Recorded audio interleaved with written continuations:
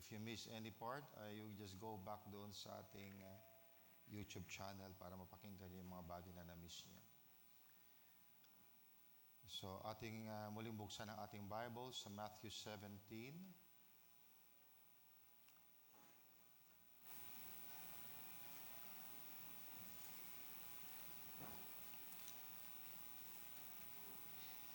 Matthew 17, verse 14. Basahin muli natin yung kwento. Matthew 17, verse 14.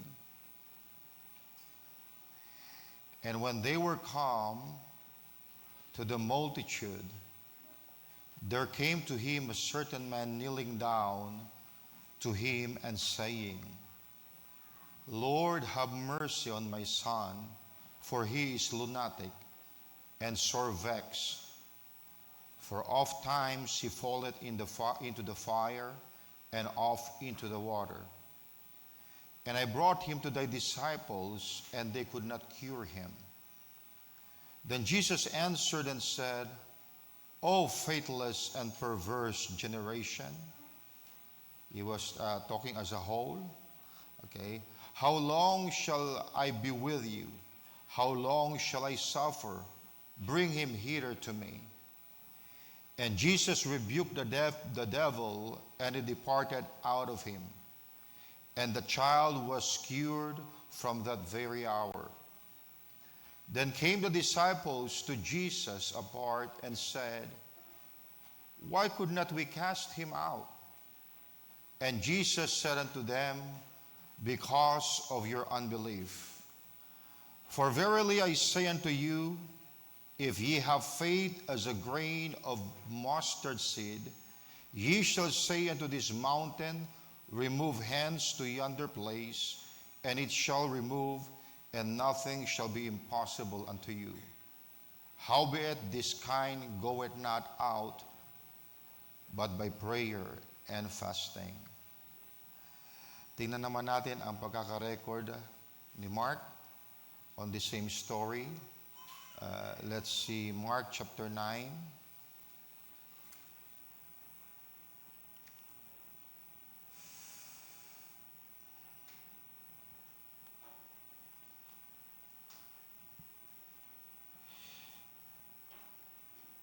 Now, hindi ko na po babasahin kasi yung buo, pero yung bahagya lang na hindi na-record sa Matthew, na conversation ng ama ng bata at ni Jesus. Okay. Verse 21. And he asked his father, Jesus asked his father, How long is it ago since this came unto him? And he said, Of a child. And oft times it has cast him into the fire and into the waters to destroy him. But if thou canst do anything, have compassion on us and help us. Jesus said unto him, If thou canst believe, all things are possible to him that believeth. And straightway the father of the child cried out and said with tears, Lord, I believe, help thou mine unbelief. Praise God. At dito muli sa Book of Matthew, basahin na natin yung bahagya ng si Peter ay lumakad sa tubig. Okay, Matthew 14, verse 30. Okay, sa verse 29, sabi ni Jesus kay Peter, Come. Pagkatang sabi niya, kung ikaw yan, bid me to come on the water. And Jesus said, Come, sa verse 29. And Peter started walking on the water. At sa verse 30, ang sabi dito, But when he saw the wind boisterous, he was afraid. And beginning to sink, he cried, saying, Lord, save me. And immediately Jesus stretched forth his hand and caught him, and said unto him, O thou of little faith, wherefore didst thou doubt? Praise God. So, tayo manalangin sa Panginoon. Lord Jesus, we are so thankful Lord, for this another day that you've given us for us to be gathered in this place, to feast at your table. Pagkat alam namin, Lord, that you are not just concerned to our physical needs, but also to our spiritual needs. And I pray, Father, Lord, that you would once again speak to your people by your word. Strengthen us, Lord, to your word, by your word, Lord. For faith cometh by hearing, and hearing by the word of God. Pagpalay mo ang bawat isa sa amin, Panginoon, maging ang mga nagla-live stream, may you also bless them, Father. This we pray in Jesus' name. Amen. Purihin ang Panginoon. God bless you. Okay. Praise God. Nakita ko si Brother Jayman doon, yung kanya, Esther Lavinia. God bless you. Welcome back. Amen. At yung mga kamag-anak din ni Brother Jerry nandito. Nice to see you. Purihin ang Panginoon. It's such a lovely day.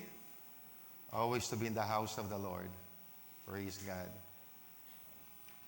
So, I will be using the same title, Because of Your Unbelief, Part 3. So, itong ating title, Because of Your Unbelief, Part 3. Now, mga kapatid, as we begin Part 3, let us go back to the man who has become one of our greatest illustrations in this series, and that's Peter. So, balikan natin ang disciple na unang nagpakita sa atin na posible palang lumakad sa ibabaw ng bagay na dapat sana ay lumulunod sa iyo. So we have seen that Peter walked on water.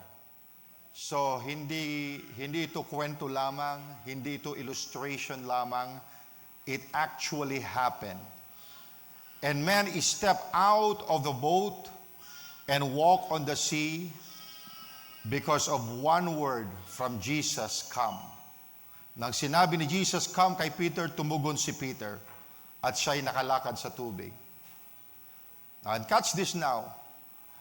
At habang nakatingin si Pedro kay Jesus, impossible became possible.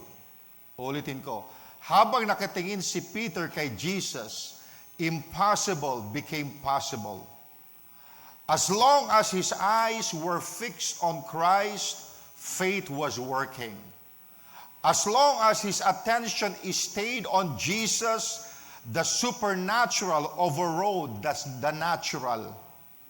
Habang nakafocus siya kay Jesus, mas malaki ang word kaysa sa alon.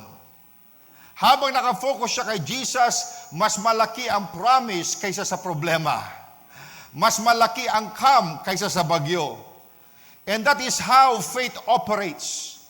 Faith operates when Jesus is the focus.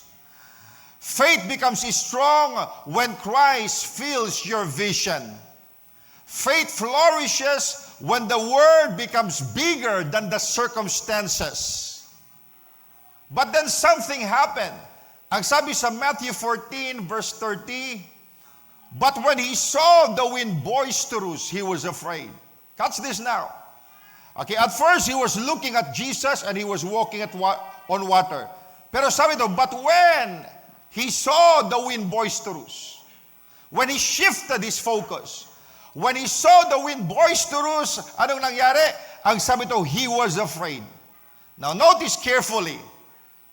The Bible does not say the wind suddenly became stronger. The Bible does not say that Jesus became weaker. The Bible does not say that the promise changed. What changed was Peter's focus. Ang nagbago ay yung focus ni Peter. Nagbago ang kanyang tinitingnan. Dati-rati tinitingnan niya si Kristo at lumalakad sa tubig, but he started looking at the storm. Inalis niya ang tingin niya sa tagapagligtas at inilagay niya ito sa bagyo. And the moment he did, anong sabi sa Bible? Fear entered. He started to become afraid. Pumasok ang takot.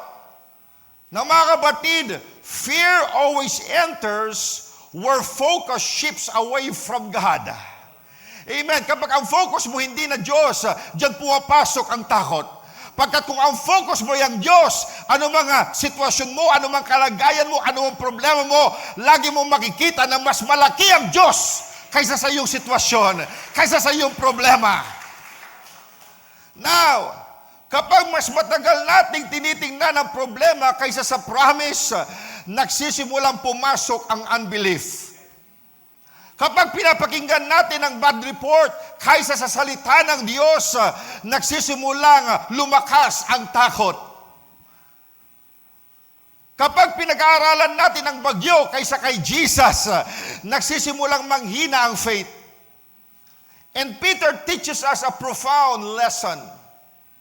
You don't have to deny Jesus to begin sinking.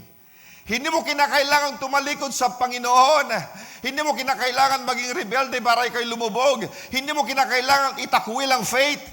Sometimes all it takes is allowing the storm to occupy more of your attention than the Savior. At iyan ang nangyayari sa maraming mananampalataya ngayon. They still love God. Mahal pa rin nila ang Diyos. Mahal pa rin nila si Lord. They still attend church. Nananalangin pa rin sila. Nagbabasa pa rin sila ng Biblia. But slowly, their attention has shifted.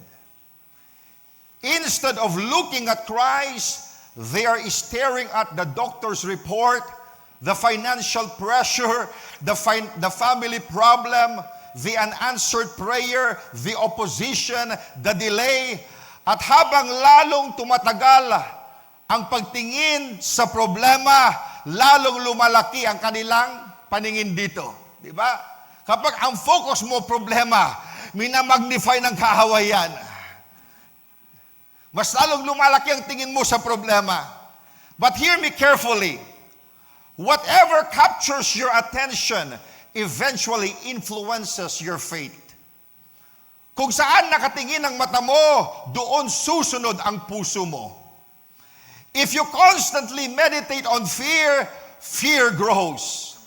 If you constantly meditate on defeat, discouragement grows.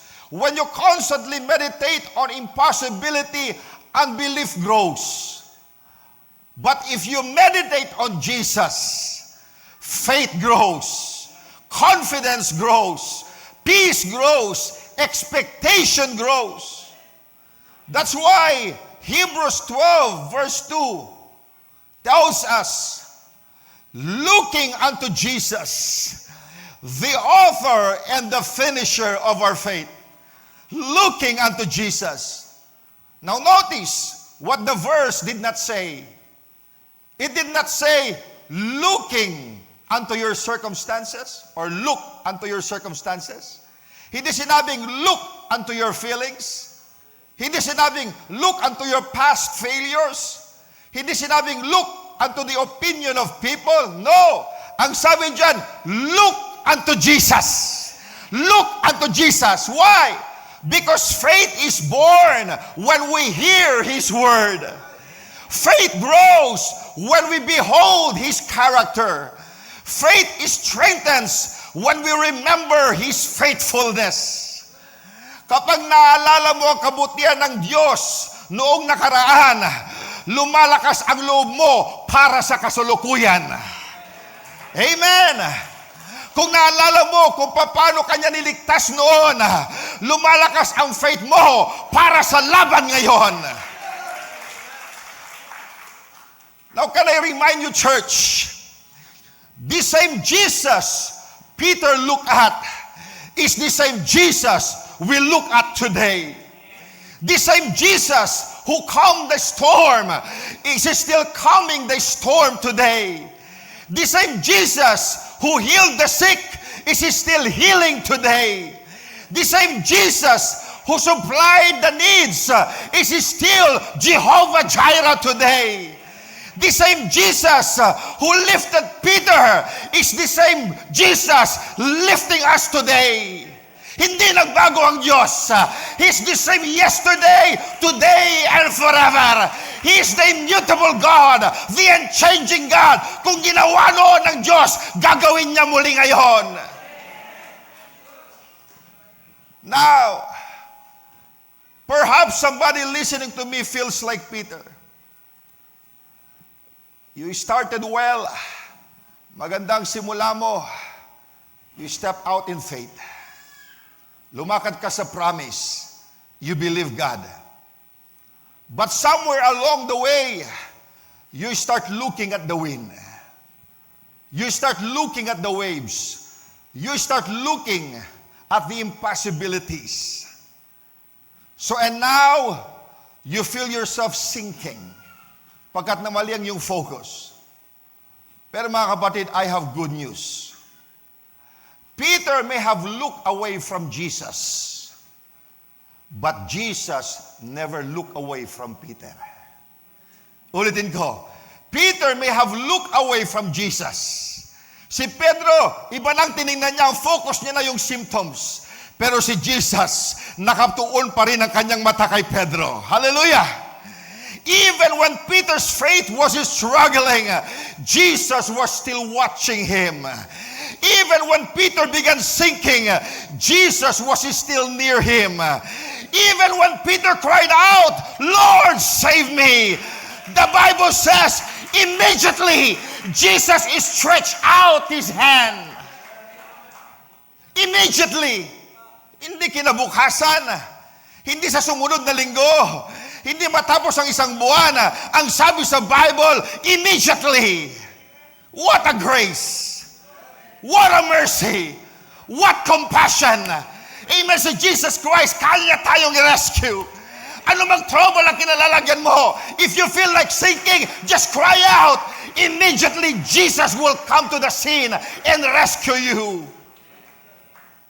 Before correction came, rescue came first. Before siya pinangaralan, iniligtas muna siya. Bago siya itinuwid, inabot muna siya. Na mga kapatid, that is our Savior. That is your Savior. And maybe today, the Lord is saying to someone, stop studying the storm. Tigilan mo nang sukatin ang laki ng problema. Stop feeding your fear. Stop empowering unbelief. Look unto me. Look unto me, the author and the finisher of your faith. Because the more you look at Jesus, the weaker unbelief becomes. The more you look at Jesus, the stronger faith becomes. The more you look at Jesus, the smaller the mountain appears. The more you look at Jesus, the more impossible things become possible. Amen. Kapag ikay nakatuon kay Kristo, yung imposible nagiging posible pagkat alam mo na ang Diyos na pinaglilingkuran mo, walang mahirap sa Kanya. Yung imposible sa tao, posible pa rin sa Diyos. Siya ang may likha ng langit at lupa. Hindi mo pwedeng limitahan ang Diyos. His power is boundless. Na mga kapatid, catch this now. The answer has never been bigger faith. The answer has always been a greater focus on Jesus. Why? Because little faith focus on a great Savior can still walk on water. Pinaliwanag ko na yan. Okay, di ba? Hindi kinakailangan malaki yung faith mo to cause miracle, to see miracle. Why? Pagkat si Peter, maliit lang yung kanyang faith, lumakad na sa tubig. Anong sabi ni Jesus Christ? Oh, thou of little faith, why did you doubt? So that little faith of Peter caused him to walk on water. Diba? Nag-ibig sabihin, little faith can cause miracles kung ang tuon mo lamang ay si Kristo. Kung ang focus mo ay si Kristo. Diba? Kaya lumubog si Peter kasi ang tiningnan niya, lumihis ang kanyang tingin kay Kristo at nakita niya yung symptoms, yung bagyo, yung alon. Pero kung hindi lumihis yung kanyang pagtingin, mga kapatid, patuloy siyang lalakad sa tubig. Kaya nakita natin, mga kapatid, the answer has never been bigger faith. Okay, ang kinakailangan lang natin yung greater focus kay Jesus. Why? Because even little faith can cause miracles. Amen. Little faith can cause you to walk on water. Now, we come to one of the most liberating truths Jesus ever taught concerning faith. Ito ang bahagi kung saan binasag ni Jesus ang isa sa pinakamalaking paniniwala ng maraming Kristiyano. Because many believers sincerely think, if only I had more faith. They think, kung mas malaki sana ang faith ko, or kasing faith, or kung kasing faith lang, kung kasing faith lang sana ako ni ganito. Or kung nadadagdagan lang sana ang faith ko. But Jesus teaches something completely different. At dito makikita na ang problema ay hindi palaging kakulangan ng faith. Madalas ang problema ay presensya ng unbelief. Now let's go to Luke 17. Because here the apostles came to Jesus and made a request that many Christians are still making today. Basahin natin sa Luke 17 verse 5. Tingnan natin yung request ng mga apostles. Luke 17 verse 5. Anong sabi dyan? And the apostles said unto the Lord, increase our faith. Now, look at the request. And the apostles said unto the Lord, increase our faith. Now think about that. They were not unbelievers. They were apostles. Nakuha natin? They were men who had seen miracles. They were men who walked with Jesus. And yet they said, Lord, increase our faith.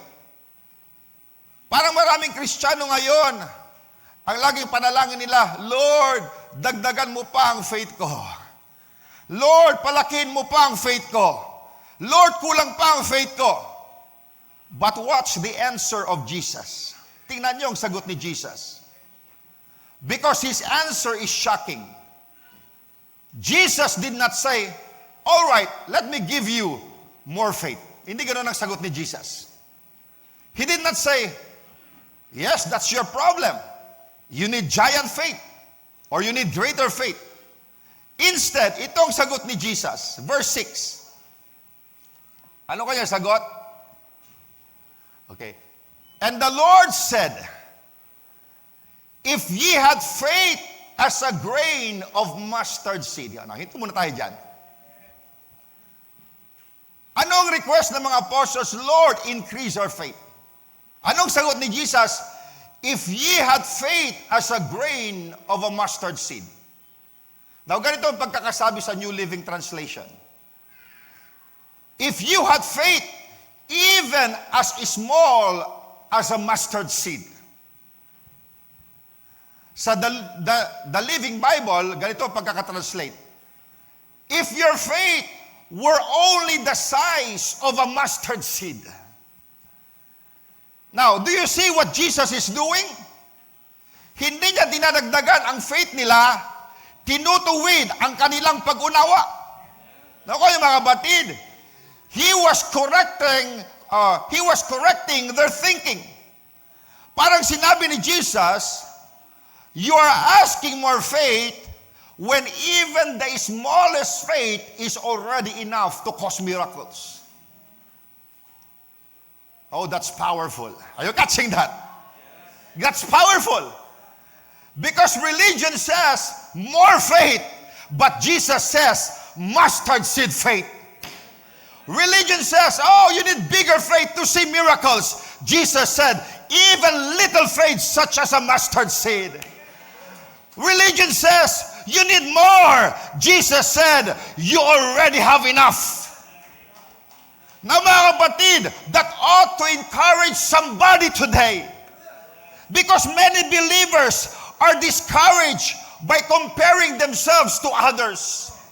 Iniisip nila, oh, wala akong faith gaya ni Abraham. Wala akong faith gaya ni Elijah. Wala akong faith gaya ni Pastor. Wala akong faith gaya ng mga taong nakakatanggap ng miracles. But Jesus says, a mustard seed faith is enough. A mustard seed is tiny. Napakaliit. Hindi mo nga ito makikita kapag ito'y nahulog sa sahig.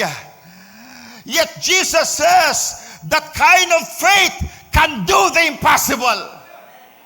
Now, tingnan niyo mga kapatid, ituloy natin yung pagbasa. Now, tuloy natin mga kapatid, verse 6. So sabi niya kanina, now catch the thought. Anong sabi ng disciples, ng apostles? Lord, increase our faith. Sumagot si Jesus Christ, if ye had faith as a grain of a mustard seed. Okay? Sa ibang translation, if you had faith even as small as a mustard seed. Anong sabi ni Jesus Christ? Ye might say unto this sycamore tree, be plucked out by the root and be planted in the sea, and it should obey you. Oh my, hallelujah. Increase our faith. Pero sabi ng Panginoon, kahit meron kang pananampalataya, sinliit ng mustard seed, pwede mong sabihin sa sycamore tree, mabunot ka, amen, and be planted into the sea, and it should obey you. Now, mga kapatid, catch this. The sycamore tree was known for having an extensive and stubborn root system. Its roots went deep. Ang sycamore tree, malalim yan. Malalim ang ugat niyan. Lumalalim ang kanyang ugat. Ibig sabihin, ang sycamore tree, napakahirap bunutin. And Jesus deliberately used that example. Bakit? Because He was talking about things that seem impossible to move. Amen. Hinahalimbawa niya ang sycamore tree bilang simbolo ng mga bagay na mahirap galawin. Just like deep-rooted problems. Just like long-standing situations. Like generational struggles. Matagal ng sakit. Matagal ng problema. Mga bagay na parang nakatanim na sa buhay mo. Na parang mahirap ng bunutin. And Jesus says, mustard seed faith can uproot it. Not giant faith, not super faith, mustard seed faith, kaya niyang bunutin. Kahit malalim niyang problema, kayang bunutin yan ng pananampalataya ng mustard seed, purong pananampalataya. Now hear me carefully. The issue is not how much faith you have. The issue is whether unbelief is choking the faith you already have. Ayun ang problema. Amen. Kapag nandyan yung unbelief, nacho-choke yung faith. Diba? And this is where many believers live. Naniniwala sila sa healing, pero natatakot sila sa report. They believe God provides, pero natataranta kapag may kakulangan. They believe God answers prayer, pero nadidiscourage kapag delayed ang sagot. Faith says God is faithful. Unbelief says, but look at the circumstances. Faith says the promise is mine. Unbelief says, but what if it doesn't happen? Na mga kapatid, Jesus is showing us something profound. The problem is not that your faith is too small. The problem is that your unbelief has become too loud. Ang problema ay hindi dahil malit yung pananampalataya mo, ang problema ay dahil naging masyadong maingay yung unbelief. Minsan hindi maliit ang faith. minsan maingay lang ang unbelief. The doctor speaks, the media speaks, the circumstances speak, the emotions speak, the fears speak, and eventually those voices become louder than the Word of God. But saints, a mustard seed is powerful. A mustard seed contains life. A mustard seed contains potential. A mustard seed contains power far beyond its size. So does your faith. So stop asking God for more faith. Now, don't misunderstand me. We should continue hearing the Word of God. We should continue feeding our faith. Dapat patuloy tayong lumalago sa pananampalataya. But many believers are focusing on wrong prayer. Instead of praying, Lord, increase my faith, perhaps we should pray, Lord, expose my unbelief. Or Lord, help me identify what is resisting my faith. Or Lord, show me what I have been feeding. Or Lord, help me silence the voices that contradict your word. Because church, faith is not your weakness. I can't believe na matagal ka nang nakakarinig ng salita ng Diyos at wala kang pananampalataya. Sabi sa Biblia, faith cometh by hearing and hearing by the Word of God. Ako natin. So faith is not your weakness. Faith is not your shortage. Faith is not your problem. Jesus never rebuked the disciples for lacking faith in Matthew 17. He rebuked the unbelief. Ang nirebuke ni Christ, yung unbelief nila. And many believers spend years trying to add more faith while never dealing with the unbelief that is leaking it out. Ang focus lang nila, how to have more faith, pero hindi nila alam magtanggal ng unbelief na pumasok sa kanila. Now, para kang nagpupuno ng tubig na may para kang nagpupuno ng tubig sa timba na may butas sa ilalim.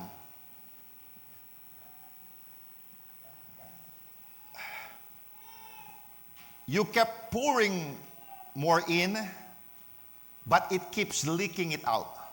Or it keeps leaking out. Nakuha natin? Kahit gusto mong i-increase yung faith mo pero merong leak. Nawawala lang. Okay?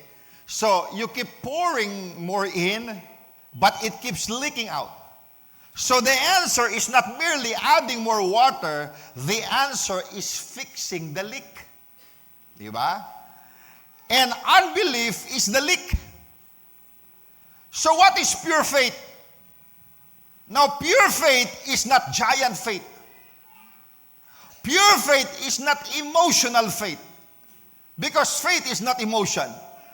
Pure faith is faith that is not being contaminated by unbelief. Faith that is not diluted. Faith that is not counterbalanced. Faith that is not constantly being resisted by doubt or unbelief or fear. At ayan ang nais ng Panginoon, mga kapatid. Kahit maliit lang ang pananampalataya, kung hindi mabahiran ng takot, ng doubt, ng unbelief, it will bring miracle in your life. That's what we need today. We need pure faith. Kaya ang mustard seed, sabi ni Barbara, hindi mo pwedeng i-hybrid yan. Amen. Ang kinakailangan, mga kapatid, pananampalataya na hindi makontaminate ng ano pa mang bagay. At kapag puro ang pananampalataya, maliit man yan, palalakarin ka dyan sa tubig. It will cause miracle. Now, so that's pure faith. Now, mga kapatid, Imagine what would happen if all the energy being spent on fear suddenly disappeared. Imagine what would happen if all the energy being spent on worry suddenly disappeared. Imagine what would happen if all energy is spent on doubt suddenly disappeared. Your faith would move freely. Your expectation would rise. Your confidence will increase. And the mountains would begin moving. Pagkat wala nang humaharang, wala nang sagabal. Now mga batid, hear this by the Spirit.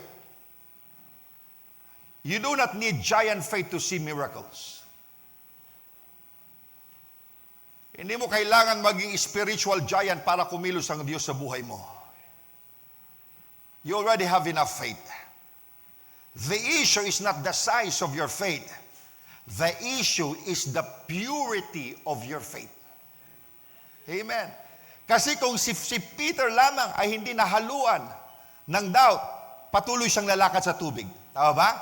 So the issue is not the size of faith. The issue is the purity of faith.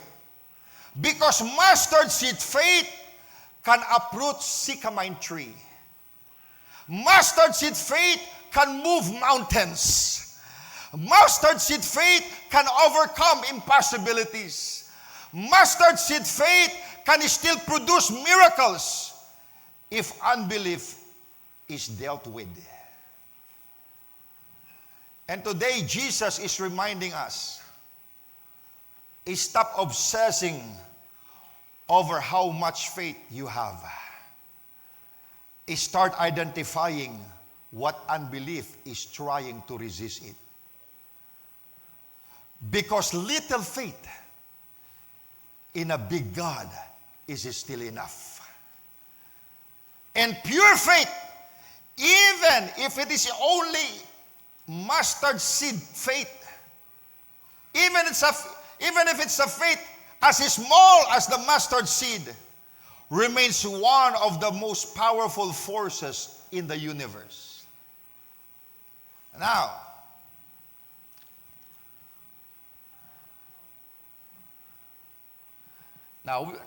we come to one of the most important parts of this series na tinuturo ko sa inyo. Kung ang unbelief ang umahad lang sa faith, kung unbelief ang nag-neutralize sa faith, kung ang unbelief ang dahilan kung bakit minsan hindi gumagana ang faith gaya ng inaasahan natin, then we need to understand something very important. Where does unbelief come from? Saan nanggagaling ang unbelief? Saan ba nanggagaling ang unbelief? Papaano ito pumapasok? Papaano ito lumalakas? At papaano ito mapagtatagumpayan? Because unbelief is not random. Hindi ito basta sumusulpot na parang wala ka nang magagawa. Jesus showed us that unbelief has sources. May pinanggagalingan ito at may pinapasukan ito. Diba? Pag born again ka, nandyan faith sa soul mo. Kaya lang, mayroong pinapasukan na channel ang unbelief. Diba? May pinanggagalingan ito at may pinapasukan ito. At kapag alam mo kung anong uri ng unbelief ang kinahaharap mo, mas madali mo itong matalo. Now, in the Scripture, we generally see three major types of unbelief. Merong tatlong klaseng unbelief. Three major types. Or you could also say three sources. Now, if you want to write it down, una, ignorance. Second, wrong teaching. Third, natural unbelief. Ang bawat isa dito ay may iba't ibang lunas. Pumunta tayo sa una, ignorance. Marinig mo isang tao nagsabi, "Oh, I never knew." Now, this first type of unbelief, or the first type of unbelief natin tatalakayin is ignorance. Ito ang unbelief na bunga ng kakulangan ng kaalaman. So, hindi dahil matigas ang puso, hindi dahil ayaw maniwala, hindi dahil rebelde, hindi lang nila alam.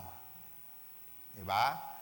So, they simply do not know what God has said. Now, for example, kung isang tao ay lumaki na hindi nakakarinig ng preaching tungkol sa healing, how could he have faith about healing if he is ignorant? Kung siya'y lumaki na hindi siya naturuang may authority palang believer, paano niya gagamitin? Diba? O hindi niya alam ang pangako ng Diyos. Now, kung hindi niya alam, that's ignorance. Natural lamang na mahihirapan siyang maniwala pagkat hindi niya alam. Diba? Not because he is resisting God, but he simply doesn't know.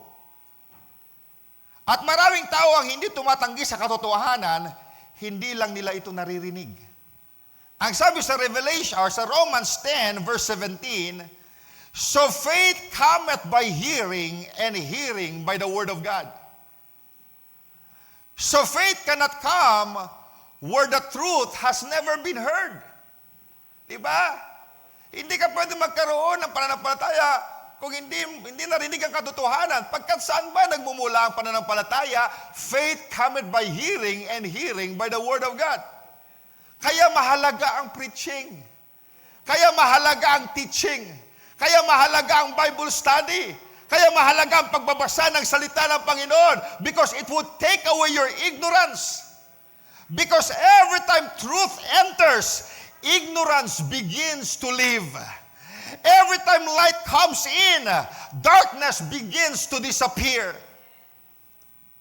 Para kapag nagbukas ka ng ilaw sa madilim na silid, hindi mo na kinakailangang itaboy ang dilim. Basta buksan mo lang ang ilaw, lalabas ang dilim. Ganon din mga kapatid, matatanggal ang ignorance. Just fill yourself with the Word of God. Automatic lalabas na yung ignorance. So anong remedy for ignorance? Truth. Jesus said, "And ye shall know the truth, and the truth shall set you free." Diba? Ye shall know the truth. Kaya maraming mga tao, biyag pa ng superstition, o biyag pa ng ignorance. Even kaya hindi nila nagagawa ang nais ng Panginoon. Even pagkat hindi pa nila narinig ang katotohanan. Pero sabi ni Jesus Christ, "Ye shall know the truth, and the truth shall set you free." Now mga kapatid, ignorance is actually the easiest kind of unbelief to overcome. Ayan ang pinakamadaling klase ng unbelief na ma-overcome. Because once the person sees what God says, faith can begin to rise. Diba? Now, punta tayo sa pangalawa. Okay, yung una, ignorance. Pangalawa, wrong teaching. Diba? You hear people say, "Oh, I was taught the opposite." Wrong teaching. Now, the second type is more difficult. Why? Because hindi ito simpleng kakulangan ng kaalaman. Ito ay maling kaalaman. A person has been taught something contrary to the Word of God. At minsan, mas mahirap itong ayusin kaysa sa ignorance. Bakit? Because ignorance is like an empty cup. Wrong teaching is a cup already filled with wrong thing. So, kailangan mo munang alisin ang mali, okay, bago mo maipasok ang tama. Tama ba? Now, many believers were taught things such as, oh, miracles have passed away. Healings is not for today. Sa panahon lang yan ng mga disciples. Kaya nga, isa yan sa binabakbakan ni Brother Branham. Because there were people in his generation, sabi na wala nang miracle. Sa panahon lang ng mga apostles yan. Pero sabi ni Brother Branham, if that was so, then Jesus is not the same yesterday, today, and forever. Because if Jesus is the same yesterday, today, and forever, kung anong ginawa niya sa panahon ng mga apostoles, gagawin niya rin ngayon pagkat siya hindi nagbabago. And because of that wrong teaching, yung mga tao, they don't expect miracles anymore. They don't expect healing anymore because of that wrong teaching. Di ba? They've been taught wrong. Okay. May mga mali kaisipan na nagsasabi, oh, God doesn't always want to heal. Or financial lack is God's will for us. Gusto ng Panginoon, naghihirap tayo financially, nag-struggle tayo. Pagkasabi nila, ang promise ay spiritual lang. And the poorer you are, the more spiritual you are. Mga kapatid, ang father of faith natin si Abraham, amen, spiritual siya. Hallelujah! Pero pinayaman siya ng Panginoon. Are you catching that? Pwede kang maging mahirap, pero karnal ka. Pwede kang maging mahirap, spiritual ka. Pwede ka rin maging mayaman, karnal ka. Pero pwede ka rin maging mayaman, na spiritual ka pa rin. Tama ba? Sabi ng mga ibang mga aral, oh, huwag ka nang yayaman kasi mawawala ka sa Diyos. My goodness. My goodness. Hindi ka, sasabi nila, kung pagpalay ka ng Diyos, magbabackslide ka na.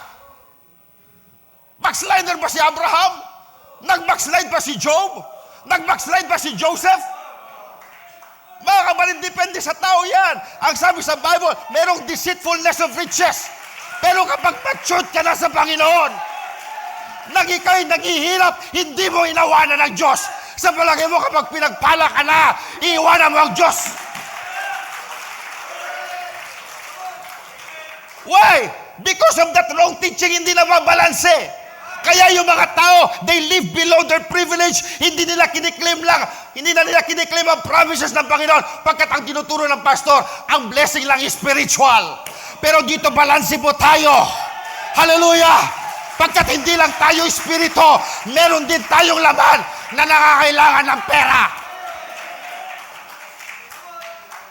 Money is not evil, but the love of money is the root of evil. Tama ba? Mga kapatid, problema ang pera if money became your master.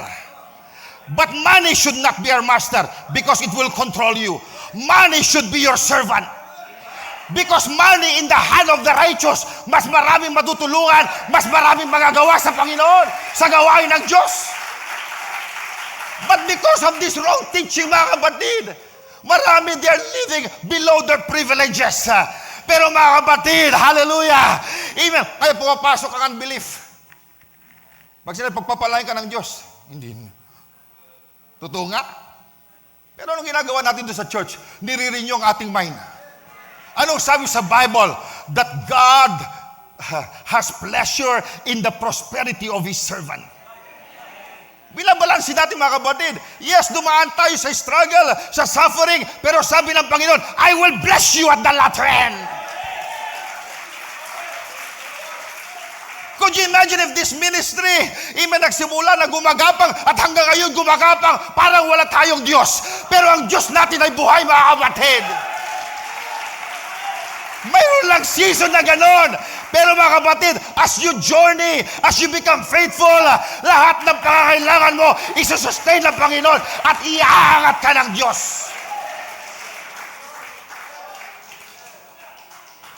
Do you see that? Do you see the balance? Diba? Huwag mong isipin na if you're desiring for worldly goods, ay materialistic ka na. Mga kapatid, even this church operate with worldly goods. Kailangan natin ng church building. Sa sobrang init ngayon, kinakailangan natin ng air conditioning. Diba? Gusto natin maganda ang tugtugan, kinakailangan natin mag-invest sa sound system, sa instrumento. Amen. Salamat ang Diyos, provider ang Diyos. Pinoprovide niya lahat ng pangangailangan. Kaya sa church na ito, sa Mount Zion Tabernacle, we don't limit God because our God is big. Yes, nasa third world country tayo, but God is not bound by your economy. Amen. We have a big God. Kaya kang iangat ng Diyos kahit nasa Pilipinas ka.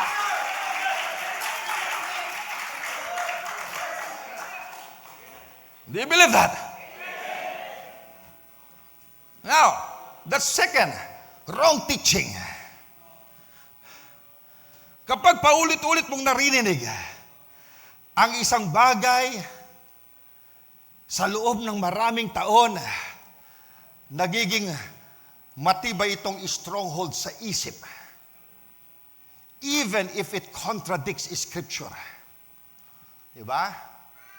That is why Jesus often had to correct religious traditions. Maraming beses na kinokontra ni Jesus ang mga maling paniniwala sa kanyang panahon. Not because people were evil, but because they had been taught incorrectly.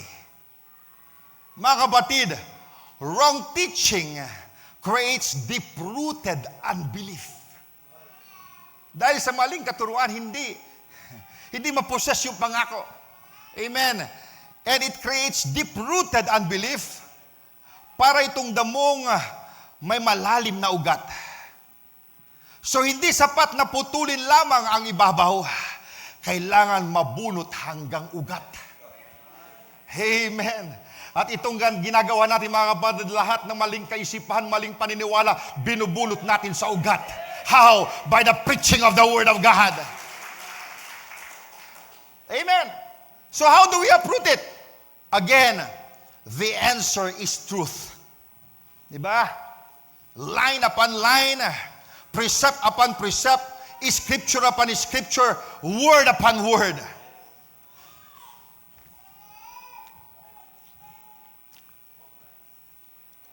At unting napapalitan ang katotohanan ng maling unti-unting napapalitan ng katotohanan ang maling kaisipan o ang maling paniniwala. And eventually, unbelief loses its foundation. Now, ang ikatlo, so we have ignorance. Second, wrong teaching. Pangatlo, natural unbelief. So you hear people say, what I see is overwhelming me. Now, natural unbelief. This is the type of unbelief most believers struggle with. At ito rin ang unbelief na mas madalas na kinahaharap ng mga disciples ni Christ. Now, this is not ignorance. This is not wrong doctrine. This is unbelief that come through your five senses. Are you catching? Okay, this is unbelief that comes through your five senses. Okay? Ang nakikita mo, ang naririnig mo, ang nararamdaman mo, ang nangyayari sa paligid mo. Nakuha natin? And this kind of unbelief can affect even strong believers. Now remember Peter, hindi siya ignorante. Hindi rin mali yung kanyang doktrina pagkat natuturo sa kanila si Christ. Di ba? Hindi mali, hindi siya ignorante, hindi mali ang doktrina niya. And he was literally walking on water. But when he saw the wind boisterous, now look at this now, that's a sense of sight. But when he saw the wind, when he saw the waves, ano nangyari? Then unbelief entered. Pumasok yung unbelief. Okay? Now, and that is what happened to the disciples in Matthew 17. Di ba? Ang mga disciples, may faith sila pagkat nag-cast out na sila ng devils noon. Okay? Pero, nagtaka sila, hindi nila ma-cast out yung demonized boy. Why? Pagkat Okay, kakaiba yung case niya. Di ba? Okay.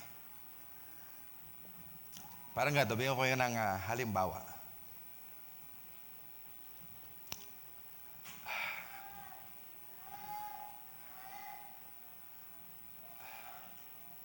Pag sabihin ko, for example, kay Brother Nazareno, ipag-pray mo ako kasi parang may sumasakit dito sa tagiliran ko. Si Brother Nazareno magpipray sa akin, wala siyang nakikita. Wala rin siyang nadadama. Ako may nadadama, pero wala siyang nakikita kasi it is something internal, di ba? Pero when these disciples faced this boy, this demonized boy was rolling on the ground, foaming at the mouth, convulsing violently. Nagsisisure yung bata. So ibig sabihin, may physical manifestation, may nakikita sila. At pumapasok yun sa eye gate nila, yung nakikita nila. Nanginginig yung bata. Okay, pagkatapos lumalabas yung mga bula sa kanyang bibig. Nanginginig. So nakikita nila, there's something visible that enters the eye gate and the hearing gate. And suddenly, what they saw began fighting what they believe. Marami lang pinagpipray nila. Nagkakaroon ng convulsion or seizure yung bata. At nakikita nila yon. At dahil nakikita nila, nadarama nila, at naririnig nila, ang kanilang senses ay nagsisimulang sumigaw. Aba, mahirap na case ito. Kakaiba ito. Napakalakas nito. Siguro, grabing lakas ng demonyo na nasa kanya. Hindi ito gaya ng dati. And that natural pressure produced unbelief. Nang in-entertain nila, yung bagay na nakikita nila at naririnig nila, it causes fear, it causes unbelief. Paano mo nalaman, pastor, na nagkaroon sila ng unbelief? Sabi nga ni Christ, because of your unbelief eh. Now, catch this now. So that natural pressure produce unbelief. Na mga kapatid, natural unbelief is often the strongest because it feels real. Nakikita mo kasi, naririnig mo kasi, nararamdaman mo kasi, and your senses are constantly presenting evidence. But faith does not live by what it sees. Faith lives by what God said. Amen. Amen. Faith is not moved by what it sees. Faith is not moved by feelings. Faith is moved by God's word. Nakuha natin mga kapatid. Faith lives by what God said. That is why Paul said in 2 Corinthians 5:7, ang sabi niya, for we walk by faith, not by sight. What is sight? The sense of the body. Sabi niya, for we walk by faith, not by sight. So not by sight, not by feelings, not by circumstances, but by faith. We are walking by faith. Now, let's put the three together. Ignorance says, I never knew. Wrong teaching says, I was taught the opposite. Natural unbelief says, the situation looks impossible. Diba? Because based on senses. And God has an answer to every one of them. Lahat ng klaseng unbelief ang ang Diyos meron siyang solusyon. For ignorance, anong solusyon niya? Truth. For wrong teaching, anong solusyon niya? Correct teaching. For natural unbelief, anong solusyon niya? Makinig kayo, kasi ito laging umatake sa atin. For natural unbelief, anong solusyon niya? Prayer, fasting, and learning to walk by faith instead of sight. Now, this is wonderful news because it means unbelief is not invincible. Hindi ito permanenteng bahagi ng buhay mo. Hindi ito imposibleng mapagtagumpayan. Ang unbelief can be identified. It can be confronted. It can be uprooted. It can be replaced by truth. And when unbelief weakens, faith grows stronger. When unbelief decreases, confidence increases. And when unbelief loses its hold, miracles begin to flow more freely. Now, the first step in defeating unbelief is recognizing what kind of unbelief you're dealing with. Ano bang klaseng unbelief am I dealing with? So ask yourself, am I lacking knowledge? That's ignorance. O may maling na ituro, o meron bang maling na ituro sa akin?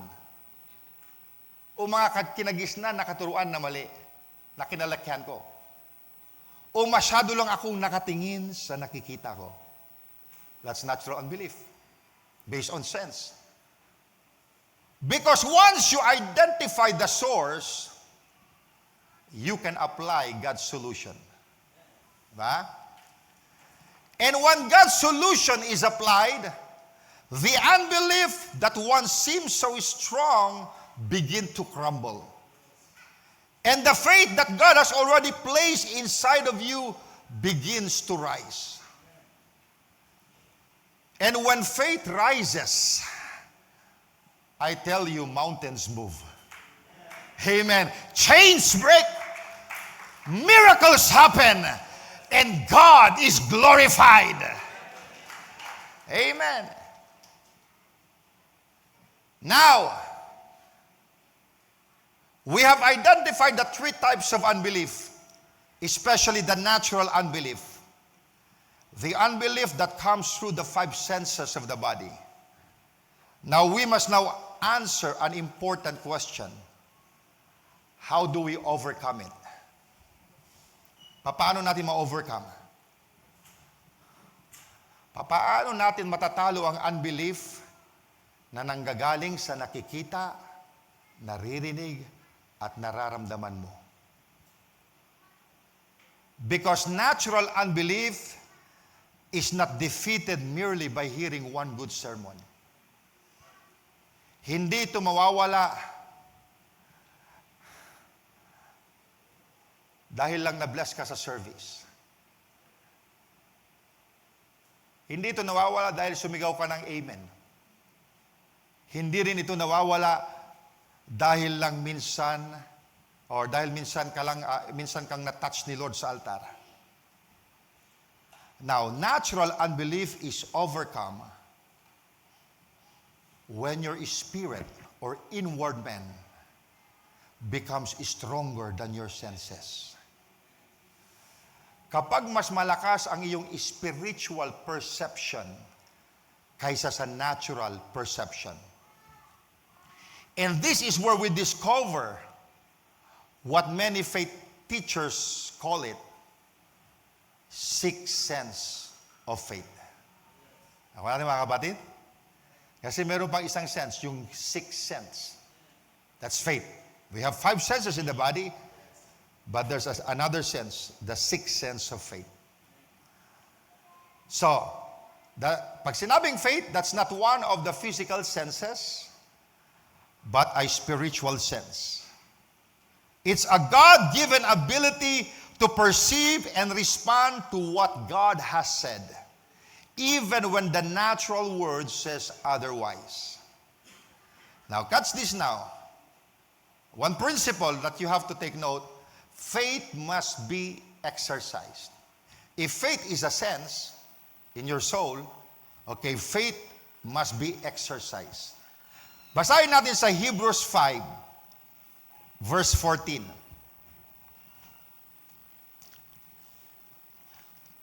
Anong sabi dyan? But is strong meat belongeth to them that are full age, or that are of full age. Okay? Even those who by reason of use have their senses exercise to discern good and evil. Now, look at this, Pinapanggit niya yung senses exercise. Okay? By reason of use. Now, for example, pag-usapan natin ang 5 senses. So, meron tayong sense of sight, sense of hearing, sense of taste, sense of smell, and sense of touch. Bakit ang bulag mas sensitive ang kanyang sense of touch kaysa sa ating mga nakakakita? Di ba? Mas sensitive sila sa mga nadadama sa kanilang kapaligiran kaysa sa mga kayo na nakakakita. Why? Kasi mula nang nabulag sila, mas palagi nilang nagagamit yung kanilang sense of touch or sense of feeling. Diba? Mas lalo nilang na-exercise yung sense of feeling nila. Diba? Akala nyo may mga bulag na nagta-travel. Alam nyo ba yan? Diba? Tungkod lang. Hindi sila nawawala. Eh kung kayo nawawala sila, alam nila. Wala silang mata. Subukan nyo ngayon. Pumunta sa isang lugar na wala kayong mata. Dahil hindi nyo na-practice yun, mawawala kayo. Nakuha nyo? Now look at this, because I'm showing you a principle here. Okay? Ang sabi nito, basahin natin muli, But strong meat belongeth to them that are of full age, even those who by reason of use have their senses exercised to discern good and evil. Now notice those words. Gusto kong pagmasdan niyo yung mga words na yon na binanggit dito ni Paul. Sabi doon, by reason of use and senses exercised. Nagawa natin. Okay, naniniwala ba tayo na ang faith is a sixth sense? So, kinakailangan gamitin, kinakailangan i-exercise. Okay, sabi nito, by reason of use, at sinabi dyan, senses exercise. Now, mga kapatid, exercise implies training. Exercise implies repetition. Exercise implies development. Nobody becomes physically strong overnight. Di ba? Walang nagigising isang umaga na biglang bodybuilder na. Gumising lang siya, laki na ng muscle ko. Hindi nag-exercise sa gym. Biglang nagising, lalaki na kanya mga muscle. Bicep, triceps. Walang ganun mga kapatid. Walang nagigising na marathon runner agad. Tama ba? Okay. Parang ganito yan. Bibigyan ko kayo ng halimbawa.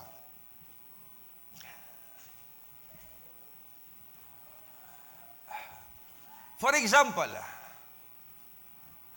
merong isang marathon runner. Kaya niyang tumakbo ng 10 kilometers dire-diretso. Yung ginagawa niya, hindi mo kayang gawin. Di ba? Kasi ikaw, 100 meters, hinihingal ka na eh. Now, ano ang pinagkaibahan mo doon sa marathon runner at ikaw? Yung potential na nasa kanya ay nandun din sa'yo. Kaya lang ang pinagkaibahan mo, siya nag-exercise. Umaga pa lang, nagja-jogging na siya. Tama ba? Amen. Pumupunta sa gym, nagja-jogging. Okay. O nagte-treadmill siya. Diba?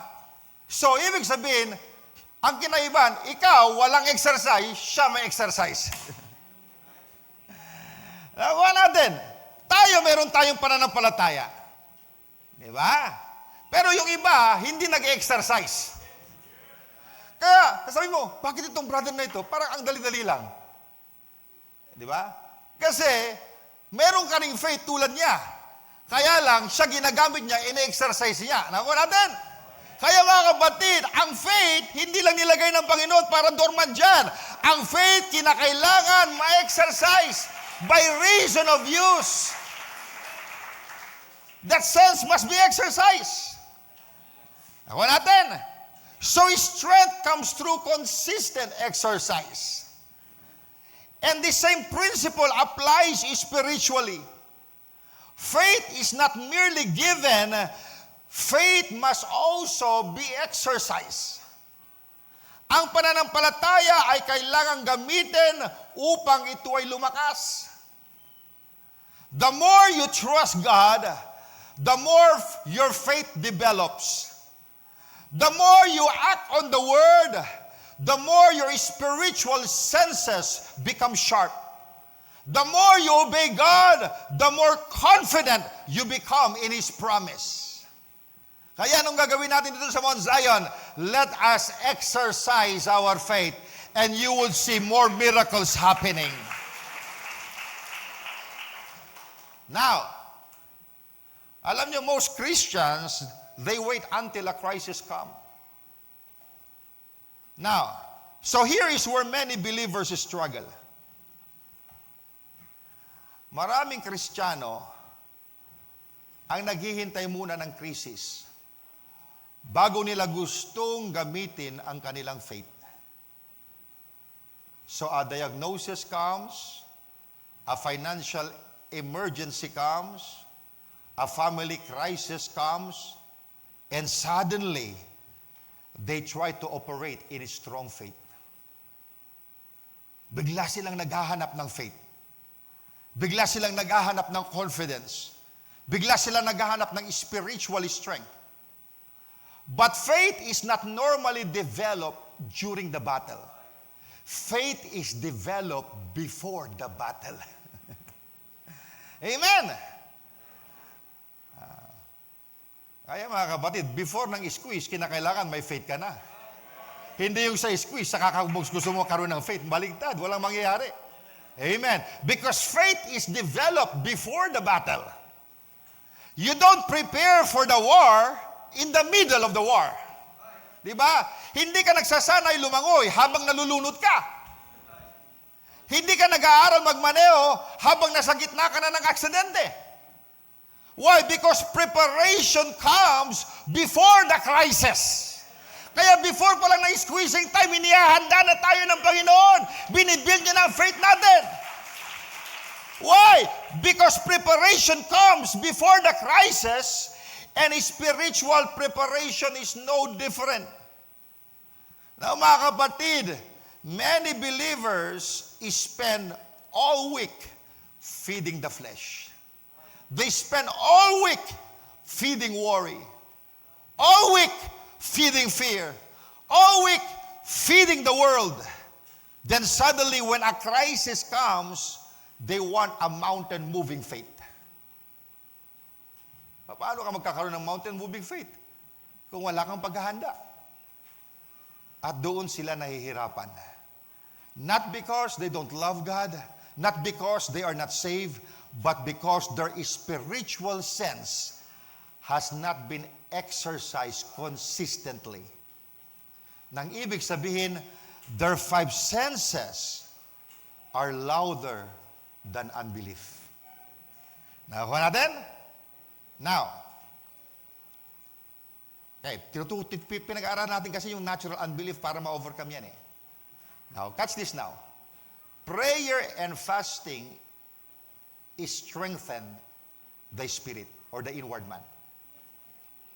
Now, balikan natin yung Matthew 17. Nang tinanong si Jesus Christ, bakit hindi namin makas out yung demon na yon? Anong sagot noon ni Christ? Because of your unbelief. Tatalakay na natin ito, di ba? Di ba?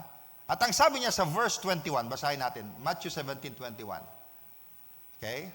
Ang sabi niya, howbeit, this kind goeth not out, but by prayer and fasting.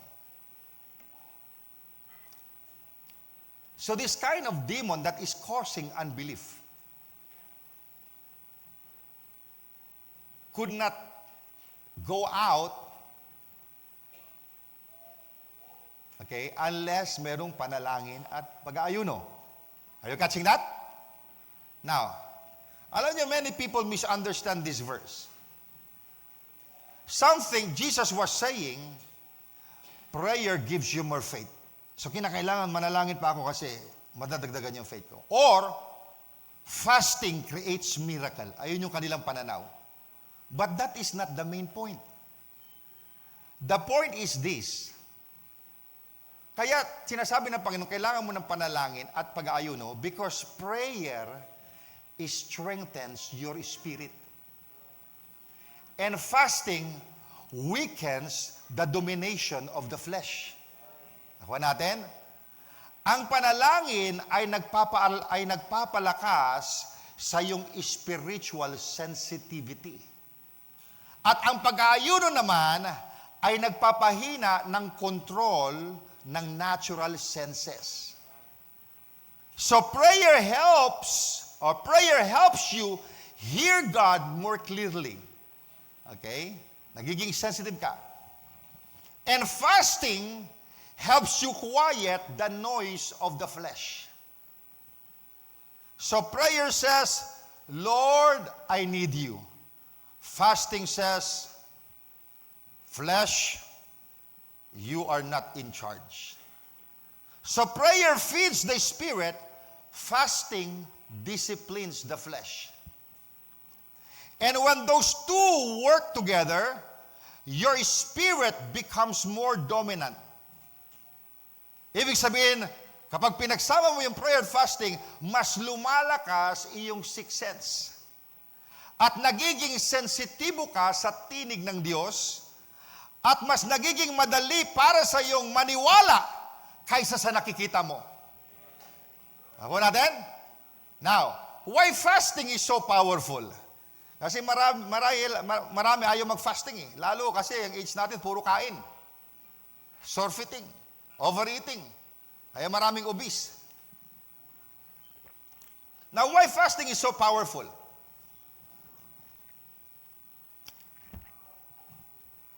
Now, tingnan nyo, because we're talking about how to overcome natural unbelief, which is coming from the senses. Let's talk about the feeling. Now, so think about hunger.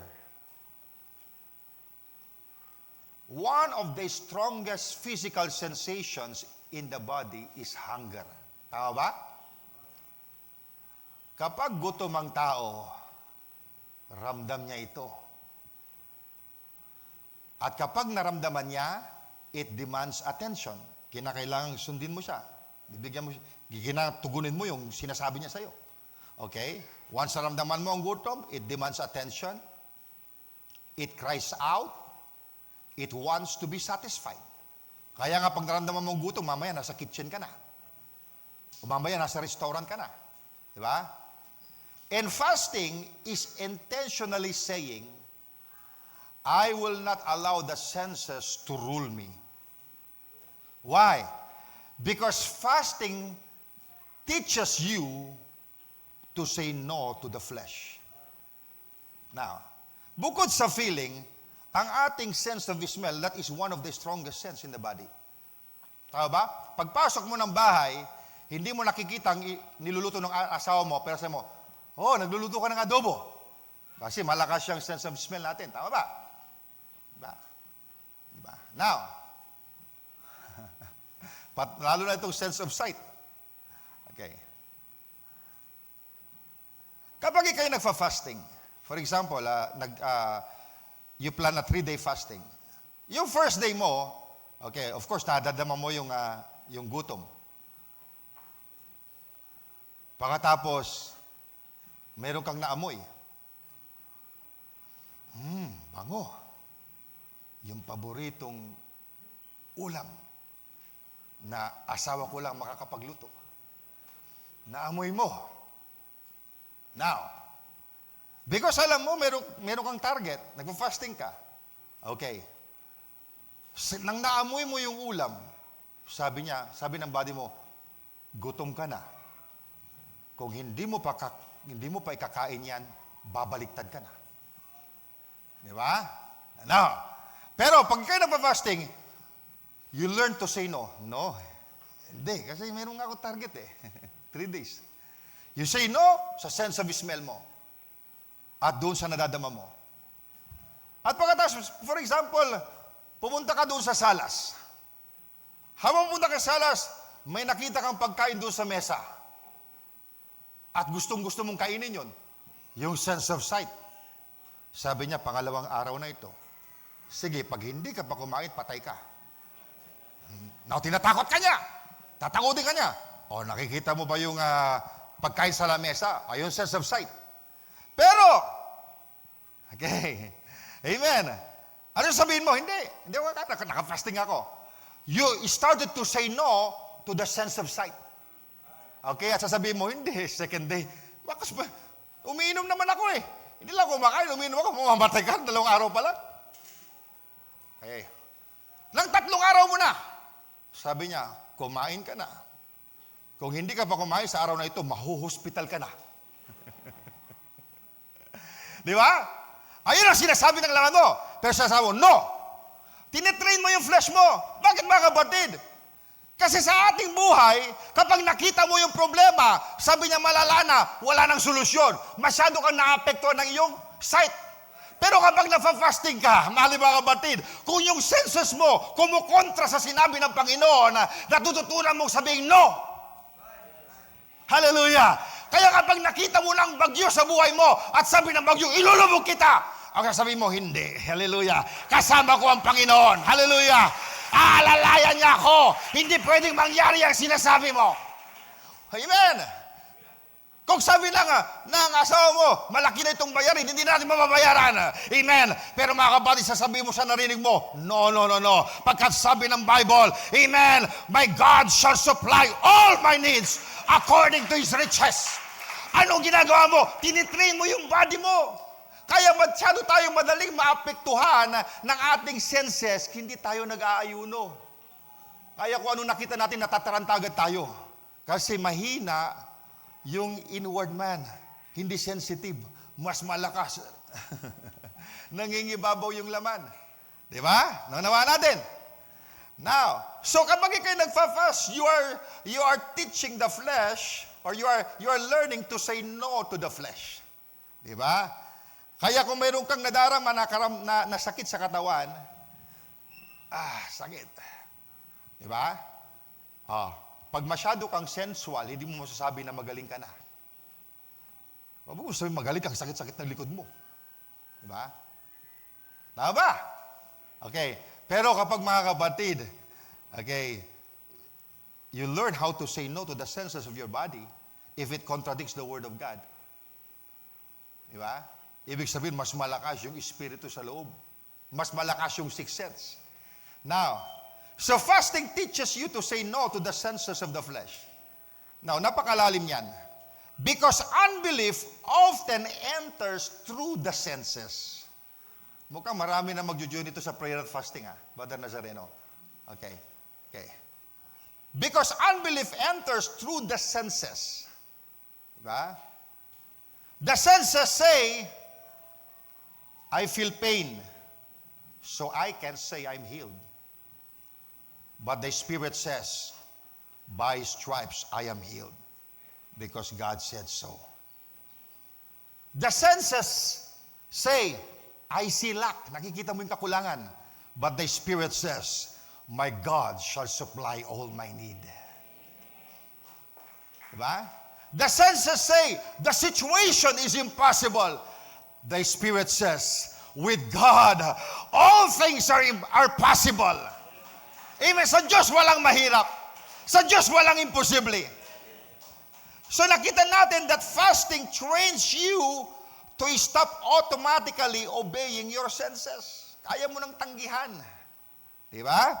Pag sinabi, may mga tao na hindi makatanggi kapag sinabi ng laman, gutom ka na, nanginginig na, hindi na makatanggi. Diba? Kaya sabi may mga tao nga, magda-diet na ako. Isang araw, parang hindi kumain.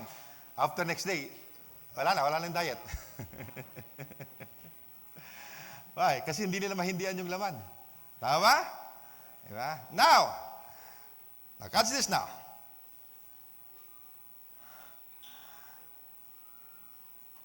Fasting trains you to stop automatically obeying your senses. It teaches you that your senses are real, but they are not your master.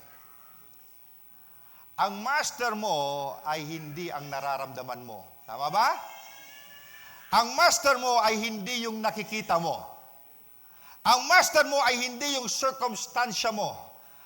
Ang master mo ano? Ang salita ng Diyos. This is our master. Kaya your circumstances is not the final say. The Word of God is the final say. Pagkat ito ang master natin. That is why fasting is powerful. It weakens the influence of the natural so the spiritual can become stronger. Diba? So pinapakita ko sa inyo kanina, training before the crisis. Napakinggan nyo ito. Okay. The time to develop faith is not when the storm has already arrived. The time to develop faith is now. Hindi kapag may emergency na. Hindi kapag nasa ospital ka na. Hindi kapag nasa gitna ka na ng problema. The time to develop faith is now. Today. Every day. So when you pray daily, you are training. Kapag nagbabasa ka ng Biblia araw-araw, nagsasanay ka. Kapag nagme-meditate ka sa Word, nagsasanay ka. Kapag nagfa-fast ka, nagsasanay ka. Kapag sumusunod ka sa maliit na bagay na sinasabi ng Diyos, nagsasanay ka. And little by little, our spiritual sense becomes stronger. Diba? Then when the crisis comes, your faith is ready. Diba? Pag dumating na yung crisis, handang-handa ka na. Amen. Hindi ka na naghahanap ng faith pagkat na-develop mo na ito. Hindi ka na nagpapanik because your spirit has already learned to trust God. Now mga kapatid, hear this deeply. Your five senses are not evil. God gave them to you. Maganda ang five senses. Okay, sundin mo ang five senses as long as it doesn't contradict the word. Okay? But kung sabi ni Brother Nazareno sa akin, Pastor, sakay ka sa sakyan, I will drive by faith, kasi pipikit siya. Wag, Brad.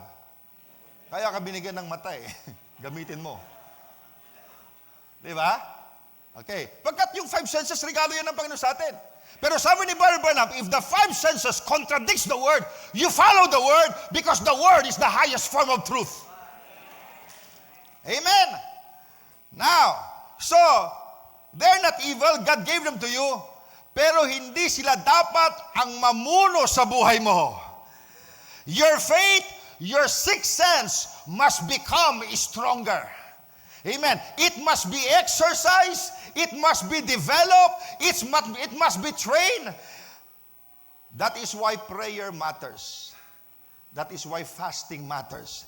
That is why daily time with God matters. Because every time you strengthen your spirit, you weaken the influence of unbelief. Every time unbelief weakens, faith becomes stronger. Na mga kapatid, God is not looking for believers who are controlled by what they see. God is looking for believers who are controlled by what He said. People who can say, I see the storm, but I believe God. Amen. I feel the pressure, but I believe God. I don't understand everything, but I believe God. Why? Pagkat yung sixth sense ang nangingibabaw kaysa sa five senses. And when a believer reaches that place, faith begins to dominate the senses. The spirit begins to dominate the flesh, and miracles become a natural result of trusting God. Now mga kapatid, develop your sixth sense of faith. In other words, exercise your faith. Strengthen your spirit. Because when faith becomes stronger than the senses, unbelief loses its power. And the impossible becomes possible through the power of God. Amen. Now,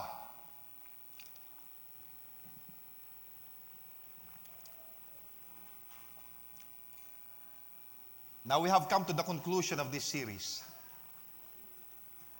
For 3 parts. Ito yung part 3 na ngayon. For 3 parts, we have walked through the Word of God together. At sa loob ng 3 bahagi ng mensaheng ito na itinuro ko sa inyo, dinala tayo ng Diyos sa isang napakahalagang katotohanan. We have talked about faith. We have talked about unbelief. We have looked at Peter. We have looked at the father of the demonized boy. We have looked at Jairus. We have looked at the disciples. Diba? At kung magiging tapat tayo sa sarili natin, nakita rin natin ang ating sarili sa mga kwentong ito. Diba? Because all of us have had moments when we believe and moments when we struggle. May mga panahon na matatag ang ating pananampalataya. At may mga panahon din na tila nilalabanan tayo ng takot, pangamba at pag-aalinlangan. But through all these lessons, Jesus has been teaching us one great truth. The problem is not always the absence of faith. The problem is often the presence of unbelief. Na mga kapatid, if there is one truth I want you to remember from this entire series, it is this. Your faith is probably stronger than you think. Mas marami kang faith kaysa sa inaakala mo. You believe enough to come to Christ. You believe enough to pray. You believe enough to stand on His promises. You believe enough to keep coming to church. You believe enough to keep seeking God despite the battles. Mga kapatid, faith is already present. The issue is that unbelief often tries to sit beside it. Faith says God can. Unbelief says, but what if He doesn't? Faith says the promise is true. Unbelief says, but look at the circumstance. Faith says, I am healed. Unbelief says, but look at the symptoms. Faith says, God will provide. But unbelief says, but look at the bills. And many believers spend years blaming their faith when the real battle is unbelief. Now let's go back one last time to Peter. Jesus did not say, Peter, you had no faith. Hindi ganoon na sinabi ni Christ. He said, O thou of little faith, wherefore didst thou doubt? So the issue is not the absence of faith. The issue is the presence of doubt. Now let's go back to the Father doon sa Mark 9. The Father said, Lord, I believe. Help down mine unbelief. So notice, he had faith, but unbelief was trying to resist it. Let's go back to the disciple in Matthew 17. Nang sila'y nagtanong, why could not we cast him out? Anong sagot ni Jesus? Because of your unbelief. Not because ye have no faith, or not because they had no faith, not because God had abandoned them, not because miracles had ceased, but because unbelief interfered with the faith that they already possessed. Kaya mga kapatid, I could say this is a liberating truth. Hindi mo kailangang mabuhay sa condemnation. Hindi mo kailangang isipin na wala kang faith. Hindi mo kailangang sabihin, siguro kulang o kulang ako. Jesus never pointed to their lack of faith. He pointed to their unbelief. So now, what is God calling us to? Saan tayo ngayon tinatawag ng Panginoon? God is calling us to pure faith. Pure faith. Not giant faith, but pure faith.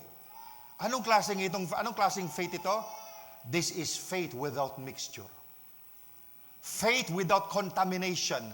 Faith that is not constantly being resisted by fear. Faith that is not constantly being weakened by doubt.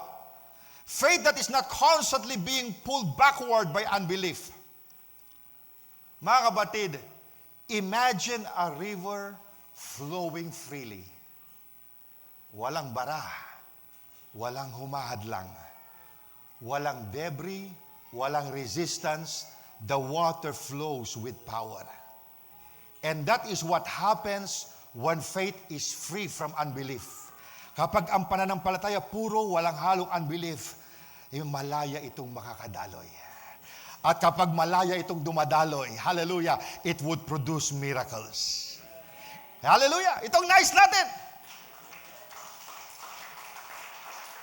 Malaya itong makakadaloy. Hindi mo kailangang pilitin. Hindi mo kailangang pikehin. Hindi mo kailangang gumawa ng emotional performance.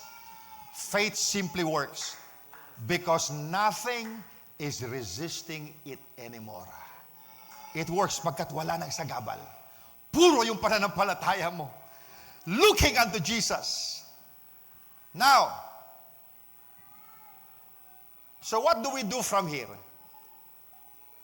Now look at this because I'm teaching you. What do we do from here? Now first, okay, guard your gates. Guard your gates. Bantayan mo yung mata mo. Pag gate, alam mo kung kailan isasara, no? Okay? Bantayan mo yung mata mo. Bantayan mo yung tainga. Okay? Bantayan mo yung isip. Bantayan mo yung puso mo. Because unbelief enters through the gates. O natin? Ikalawa, feed your faith. Pakainin mo yung faith mo. So you stay in the Word, stay in prayer, stay in fellowship, stay in worship, patuloy mong pakainin ang espiritu mo. Pangatlo, starve unbelief. Gutumin mo yung unbelief. Stop rehearsing fear, stop feeding discouragement, stop magnifying the storm, stop empowering negative imagination. Na mga kapatid, don't spend more time studying the problem than studying the promise. Ikaapat, keep looking unto Jesus. Keep looking unto Jesus. Not the storm, not the waves, not the doctor's report, not the economy, not the opinion of people. Look unto Jesus, the author and the finisher of your faith. Because faith grows where Jesus remains the focus. Now perhaps some of you came into this series carrying disappointments. Maybe you prayed and you did not see the answer immediately. Maybe you stood on the word and become discouraged. Maybe you start wondering, what's wrong with me? Why isn't it working? Do I really have faith? And today, the Lord is answering you. Yes, anak, meron kang pananampalataya. The issue is not that you have no faith. The issue is that unbelief has been trying to speak louder than your faith. Pero ngayon mga kapatid, o sa series na ito, God is exposing it. God is weakening unbelief. Today, God is teaching us how to overcome unbelief. Now, pakinggan niyo ako. You do not need a giant faith to see miracles. You need a pure faith. You do not need more faith. You need less unbelief. You do not need to become a spiritual superstar. You simply need to become, or you simply need to believe God more than you believe the storm. Amen. Mas paniwalaan natin ang Diyos kaysa sa bagyo. Now, I would like to leave you these final words from Jesus. Yung sinabi niya kay Jairus. Sabi ni Jesus, only believe. Only believe. Not only understand, not only explain, not only figure everything out. Ang sabi ni Jesus Christ, only believe. So when the doctor gives a report, only believe. Kapag may kakulangan, only believe. Kapag may delay, huwag ka ma-discourage, only believe. Kapag may bagyo, only believe. Kapag may luha, only believe. Kapag hindi mo nakikita ang sagot, only believe. Why? Because little faith in a big God is still enough. Amen.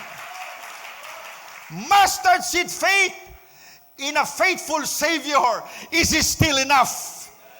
Pure faith in an unchanging Christ is still enough. And when unbelief is silenced, kapag napatahimik mo ng unbelief, mountains move. Storm come. Chains break. Demons flee. Miracles happen. And God receives all the glory. Kaya mga kapatid, this is the time to rise above unbelief. Let us walk in pure faith. Let us keep our eyes on Jesus. And let us believe God for the impossible. For with God, nothing is impossible. Amen. Purihin ang Diyos. Amen. And I believe this series has helped us. Amen. Kaya ito tinuturo ko mga kapatid because we need teaching. Because we're in a battle. Diba? Kung puro preaching na lang na wala nang pagtuturo, hindi natin maunawaan yung mga principle na ito. Diba? Pero tinuturo ko ito dahan-dahan. Diba? Inuunto-unto natin. Because I want you to see these things. I want you to overcome. I don't want you to be discouraged. I'm lifting you up para makita natin mga kapatid, meron ng pananampalataya dyan. Amen. Pero in-expose ng Panginoon how to defeat doubt, unbelief, or fear. At salamat sa Diyos, tinuruan tayo ng Panginoon. Purihin ang Diyos. So tayo po lahat ay tumayo. Praise God. Thank you, Jesus.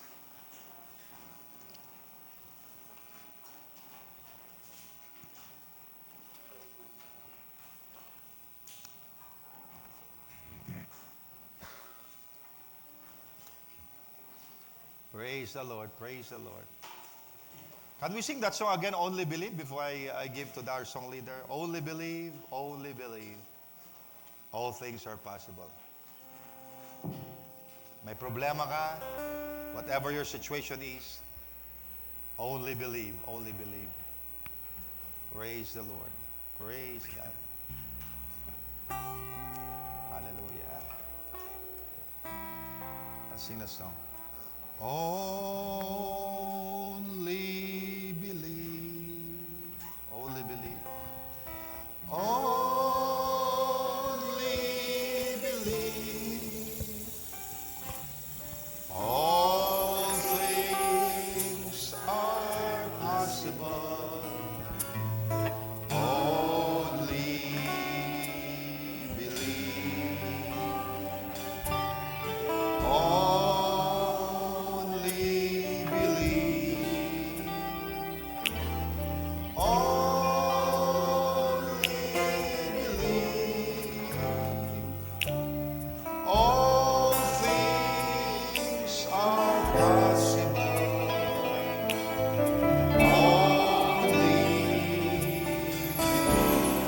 Have the first verse. Fear not,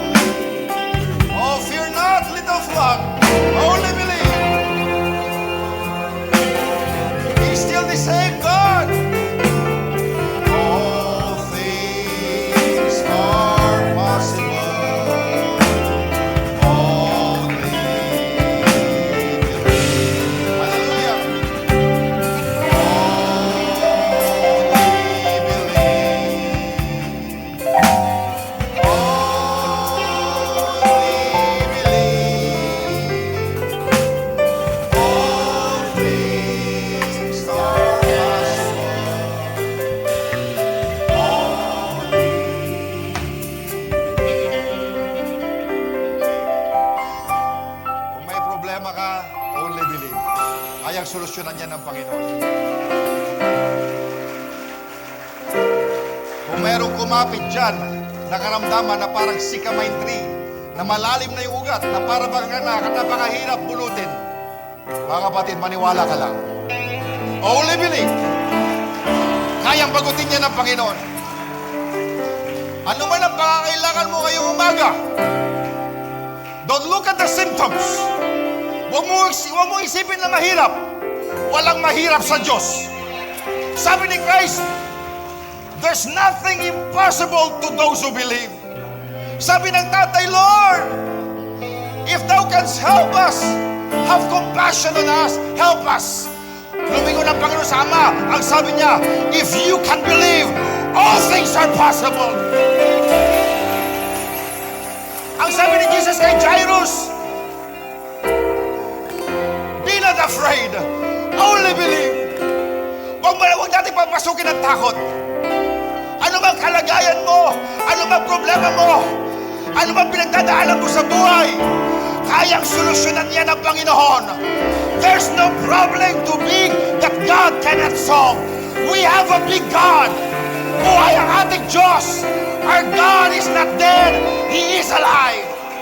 Do you believe that? Mga kapatid, don't give place to the devil. Huwag ka magbibigay ng buwang sa doubt. Huwag kang magbibigay ng buwang sa takot. Pagkat hindi tayo pababayaan ng Diyos, kasama natin siya hanggang sa dulo. Aalalayan niya tayo. Hindi niya tayo iwanan. Maniwala lamang kayo, sinasabi ko sa inyo, and you will see the glory of God. Just believe, and you will see the glory of God. All things are possible to those that believe. Only let's sing. Yes, I believe. Yes, I believe. Oh, yes, I believe. Oh, Lord, I believe. Lord, I believe. All things are possible.